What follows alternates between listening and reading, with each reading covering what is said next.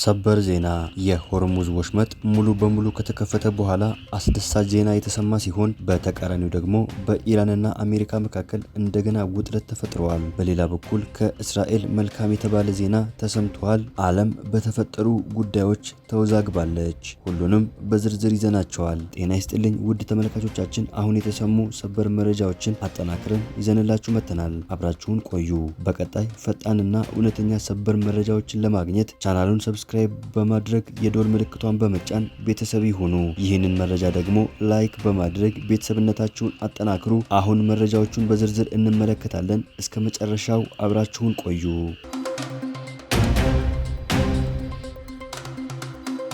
በቅድሚያ ፕሬዝዳንት ዶናልድ ጄ ትራምፕ ኢራን ያበለጸገችውን ዩራኒየም ለማስረከብ መስማማቷን ተናገሩ። በአሜሪካና በኢራን መካከል እየተካሄደ በነበረው የሰላም ድርድር ላይ ካላግባቡ ነጥቦች መካከል ቴሄራን ያበለጸገችው ዩራኒየም አንዱ ነበር። ፕሬዝዳንቱ በሳምንቱ መጨረሻ በዋሽንግተንና በቴሄራን መካከል ንግግር ሊቀጥል እንደሚችል ተናግረው ከስምምነት ልንደርስ በጣም ተቃርበናል ብለዋል። ትራምፕ በላስ ቬጋስ አሜሪካ ምጣኔ ሀብት ላይ ባተኮረ ጉባኤ ላይ ተገኝተው ባደረጉት ንግግር ጦርነቱ ያለምንም እንከን እየሄደ እንደሆነ ተናግረው በቅርቡ ማብቃት አለበት ብለዋል። በተቃራኒው ደግሞ ኢራን ዶናልድ ጄ ትራምፕ ስለ ዩራኒየም በሰጠው መግለጫ የመልስ ምት ሰጥታለች። ትራምፕ ኢራን የበለጸገ ዩራኒየም አሳልፋ ለመስጠት መስማማቷን አስመልክቶ የሰጠው አስተያየት መሰረተ ቢስና ከእውነት የራቀ መሆኑን ኢራን ገልጻለች። የኢራን የውጭ ጉዳይ ሚኒስቴር ቃል አቀባይ እስማኤል ባጋይ አሜሪካውያን ስለ ዩራኒየም ከተናገሩት ውስጥ አንዳቸውም ቢሆን ተቀባይነት የላቸውም። ኢራን የበለጸገ ዩራኒየም በማንኛውም ሁኔታ ወደ የትኛውም ቦታ አይተላለፍም። ልክ የኢራን አፈር ለኛ የተከበረ እንደሆነ ሁሉ ይህ ጉዳይም ለኛ የተከበረ መብት ነው ብለዋል። የኢራን የውጭ ጉዳይ ሚኒስቴር አባስ አራግቼ በሊባኖስ የተደረሰውን የተኩስ አቁም ስምምነት ተከትሎ የሆርሙዝ ሰርጥ ለሁሉም የንግድ መርከቦች ሙሉ በሙሉ ክፍት መሆኑን ይፋ ማድረጋቸው ዓለም አቀፍ ሚዲያዎች ዘግበዋል። ይህንን መግለጫ ተከትሎ የአሜሪካው ፕሬዝዳንት ዶናልድ ጄ ትራምፕ በኢራን ውሳኔ መደሰታቸውን ገልጸው አመሰግናለሁ የሚል መልእክት በትሩዝ ሶሻል ገጻቸው ላይ ማጋራታቸውን ሲቢኤስ ኒውስ አመላክተዋል። የሰርጡ መከፈት በዓለም አቀፍ የነዳጅ ገበያ ላይ ፈጣን ለውጥ የፈጠረ ሲሆን የብሬንት ድፍድፍ ነዳጅ ዋጋ በአንድ ቀን ውስጥ የ10 በመቶ ቅናሽ በማሳየቱ ከ$90 በታች መውረዱን መረጃዎች ያሳያሉ። በሌላ በኩል የለንደን የባህር ላይ መድን ሰጪዎች በአካባቢው ያለውን የደህንነት ሁኔታ ከግምት በማስገባት የሆርሙዝ ሰርጥንና አካባቢውን በከፍተኛ የስጋት ቀጠናነት መፈረጃቸውን መረጃዎች ያመላክታሉ። ሆኖም ኬፕለር የተባለው የመርከቦች መከታተያ ተቋም እንዳረጋገጠው የአሜሪካ የባህር ላይ እገዳ ከተጣለ በኋላ ለመጀመሪያ ጊዜ 5 ሚሊዮን በርሜል ነዳጅ የጫኑ 3 የኢራን መርከቦች ሰርጡን በሰላም አልፈዋል። የዋሽንግተን ፖስት ዘገባ እንደሚያሳየው መርከቦቹ አሁንም በኢራን ወደቦችና የባህር ላይ ባለስልጣን በተቀመጠው የተቀናጀ መስመር ብቻ እንዲጓዙ መገደዳቸውን ሁኔታውን በጥንቃቄ እንዲታይ አድርጎታል። የባህር ላይ ትራንስፖርትና የኢኮኖሚ ተንታኞች ሁኔታውን በቅርበት እየተከታተሉ ሲሆን የሰርጡ መከፈት ለዓለም ኢኮኖሚ ትልቅ የምስራችና የዋጋ ንረትን ለማርገብ የሚረዳ ነው ብለዋል። ነገር ግን በቀጠናው ያለው ጂኦፖለቲካዊ ውጥረት ሙሉ በሙሉ እስካልተቀረፈ ድረስ ለዓለም አቀፉ ንግድ ያለው ስጋት አሁንም እንደቀጠለ መሆኑን ተንታኞቹ አስገንዝበዋል። ፕሬዝዳንት ዶናልድ ጄ ትራምፕ ወደ ኢራን ወደቦች የሚደረግ ጉዞ ላይ የተጣለው እገዳ እንደሚቀጥል አስታወቁ። ፕሬዝዳንት ዶናልድ ጄ ትራምፕ አሜሪካ ከዚህ ሳምንት መጀመሪያ አንስቶ የወሰደችውን ወደ ኢራን ወደቦች የሚደረግ ጉዞን የማገድ እርምጃ ቴሄራን ስምምነት ላይ እስከምትደርስ ድረስ በሙሉ ኃይሉና ተፈጻሚነት እንደሚቀጥል ተናገሩ።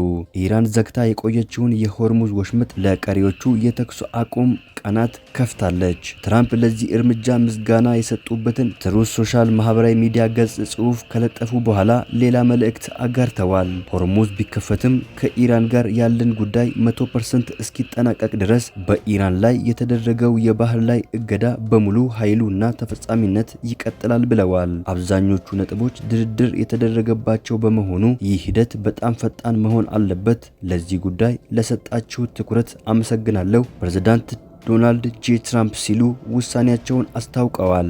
አሜሪካ ወደ ኢራን ወደቦች የሚጓዙ ወይም ከዛ የሚመጡ መርከቦች ላይ እገዳ የጣለችው ሰኞ ዕለት ነበር። የፕሬዝዳንት ዶናልድ ጄ ትራምፕ አስተዳደር በዚህ እርምጃ አማካኝነት ኢራን ከፔትሮኬሚካል ሽያጭ የምታገኘው በቢሊዮኖች የሚቆጠር ዶላር እንዲቋረጥ የማድረግ ዓላማ አለው። በሆርሙዝ ወሽመጥ የሚደረግ ጉዞ የኢራን አብዮታዊ ዘብ ፍቃድ እንደሚያስፈልገው ተዘገበ። የኢራን የውጭ ጉዳይ ሚኒስቴር አባስ አራግቼ በሆርሙዝ በኩል የሚያልፉ ሁሉም የንግድ መርከቦች የሚያደርጉት ጉዞ ለቀሪው የተኩስ አቁም ጊዜ ሙሉ በሙሉ ክፍት እንዲሆን መታወጁን በኤክስ ገጻቸው አስታውቀው ነበር።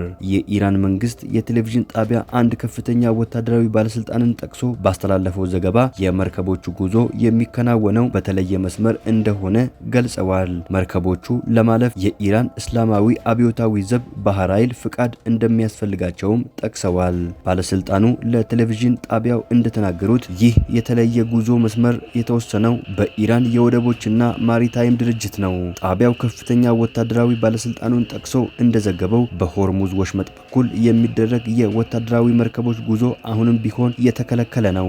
በሌላ በኩል የመርከብ ጉዞ ኩባንያዎች የሆርሙዝ ደህንነት እስከሚረጋገጥ ድረስ ወሽመጡን እንደማይጠቀሙ ተናግረዋል።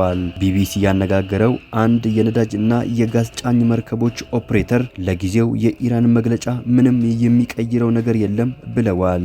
አላስፈላጊ አደጋ ውስጥ መግባት አለብን ብለን አናስብም። የኩባንያችን በወሽመጡ በኩል ቀድሞ የሚያልፍ ተቋም እንሆናለን የሚል አቋም የለውም ሲል ገልጸዋል።